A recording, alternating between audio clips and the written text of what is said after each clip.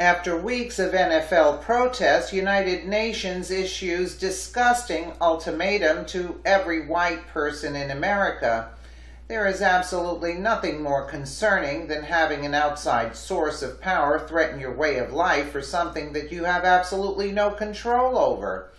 That is exactly what the United Nations is now doing while we are distracted by the oppressed, quote, millionaire NFL elites and democratic gun control agendas. Now the UN themselves are joining the Black Lives Matter demands of reparations by claiming that all white people should be held responsible for an act committed 200 years ago. That's right, the UN is stating that due to studies, they have found that racism in America is directly linked to past slavery, and that the only way to solve the problem is to force all white people to pay reparations. Too bad they missed the fact that racism was a constantly healing wound that Obama himself ripped back open to push his power-hungry agenda for division of America. And let's face it, the UN's bogus demand would violate our Constitution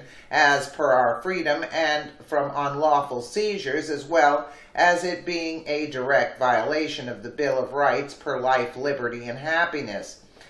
Let's face reality here. The average white American is heavily taxed as it is, most of which goes to keep the generational welfare recipients that claim to be, quote, oppressed, living free from any and all financial responsibility. At the risk of sounding politically incorrect, I will go ahead and state the fact that we technically already pay reparations, but I digress. The UN has the power vested to them per Obama, it seems, to come here as a force and do whatever they need to do to make us follow their orders. Not that most Americans will bow to that, but that is the way Obama left it. According to Freedom Daily, while Obama was in office, he allowed the United Nations to start establishing a presence within American cities with a global police force, sneaking his plot to give America's sovereignty away under the guise of an organization called the Strong Cities Network. This unconstitutional move was largely criticized by patriotic groups, as the Constitution requires a treaty before allowing any foreign military presence to base itself on American soil. The Strong Cities Network, SCN, was launched by the United Nations back in September of 2015, providing the first ever global network of mayors and municipal level policymakers with the stated goal of providing a community, quote, to counter violent extremism in all its forms. Along with the United Nations' responsibility to protect doctrine, an enabling principle that allows an international community to intervene when they discover crimes being committed against humanity, the UN can take it upon themselves to safeguard any citizen who they view is being racially discriminated against. To put it in more simple terms, the UN can invade a country with their UN police force if they determine that crimes against humanity have occurred. Now, in an unbelievable power move, United Nations Human Rights Commissioners have ruled they've found alarming racism trends in our country and are threatening to intervene unless white Americans meet their demands and start paying black reparations for slavery. The Washington Post reports United Nations panel says U.S. owes reparations for slavery mass incarceration. The history of slavery in the United States justifies reparations for African Americans, argues a recent report by a UN-affiliated group based in Geneva. This conclusion was part of a study by the United Nations Working Group of Experts on People of African Descent, a body that reports to the International Organization's High Commissioner on Human Rights.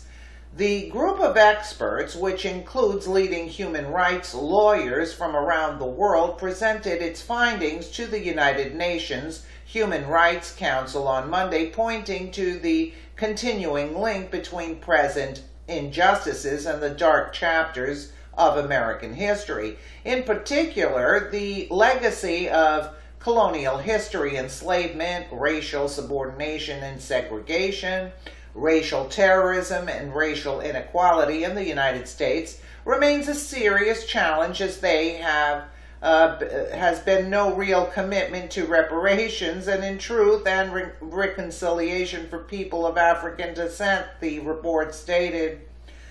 Contemporary police killings and the trauma that they create are reminiscent of the past racial terror of lynching.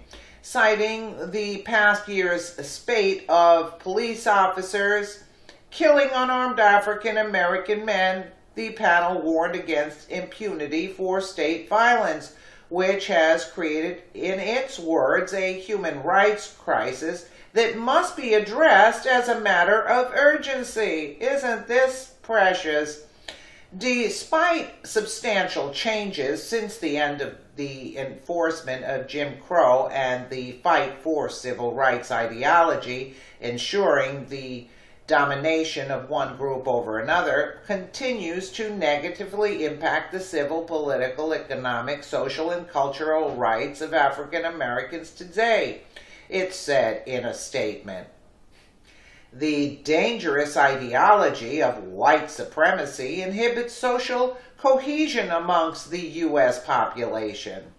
The United Nations now appears to be taking up the cause of these NFL protesting athletes while making the ridiculous claim that there's currently a human rights crisis that must be addressed with a matter of urgency. Addressed how exactly? If the UN determines that crimes against humanity has occurred, how exactly do they plan to respond? That remains to be seen, but unfortunately, this isn't the first time in recent months the United Nations has attempted to pull a power move in our country. After the Charlottesville incident, Anastasia Crickley, chairwoman of UN Committee on the Elimination of Racial Discrimination, CERD, issued a warning to America on August 12th, saying, "We are alarmed by the racist demonstrations with overtly racist slogans, chants, and salutes by white nationalists, neo-Nazis, and the Ku Klux Klan, promoting white supremacy and inciting racial discrimination and hatred," Crickley said. Yeah, it was the Ku Klux Klan, right?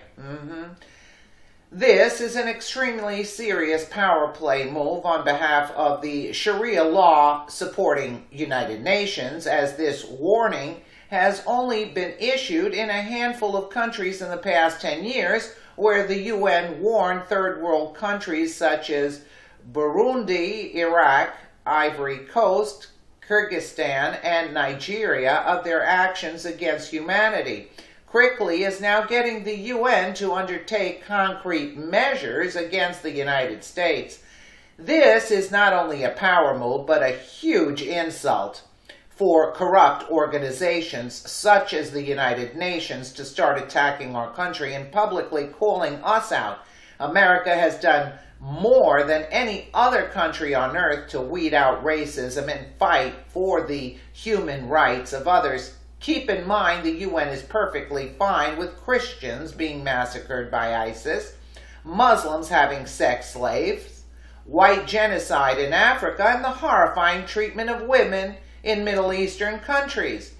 The notion that white people alive today should be forced to pay reparations for slavery that happened 200 years ago is beyond insane. Even if whites were to pay reparations for slavery that happened 200 years ago, how is it fair to demonize the entire white race when only 6% of Southerners even owned slaves? If the United Nations truly cared about the cause of blacks, they'd be raising hell over the black-on-black crime statistics in this country, where the FBI revealed recently that 90% of blacks murdered were done so at the hands of other blacks. But as soon as there's several incidents of our police shooting armed thugs in our country, now there's suddenly a human rights crisis that the United Nations feels that white America must atone for. Give me a freaking break. I find the timing ironic. The Democrats are pushing gun control during protests by rich black athletes over perceived social injustices that are blamed on racism, while the UN writes up studies and orders the white people need to pay reparations, and if we don't give in to these demands, they have the ability to invade America and force us to comply by posing as a police force. Think about that for a moment. It all seems quite clearly coincidental, doesn't it? In the past time that we remind our government who they work for as well and tell the UN that an invading force will be treated as such and they will not be forcing us to do anything. Isn't this just disturbing? Just disturbing. And you wonder, Obama wanted to become the secretary there of the United Nations. That's why he was giving power to the UN. Because he wanted, he doesn't want to be he didn't want to only be, it just came to my mind, the only president. He wanted to be the president of America forever. I think he wants to be the president of the world. Can you imagine what this guy's a psycho. Let me know what you guys think in the comments below. And again, thank you so much for watching. After weeks of NFL protests, United Nations issues disgusting ultimatum to every white person in America. There is absolutely nothing more concerning than having an outside source of and democratic gun control agendas. Now the UN themselves are joining the Black Lives Matter demands of reparations by claiming that all white people should be held responsible for an act committed to all white people to pay reparations. Too bad they missed the fact that racism was constantly a constantly healing wound that Obama himself ripped back open 200 years ago. That's right, the UN is stating that due to studies, they have found that racism in America is directly linked to past slavery, and that the only way to solve the problem is to force power, threaten your way of life for something that you have absolutely no control over. That is exactly what the United Nations is now doing while we are distracted by the oppressed, quote, millionaire NFL elite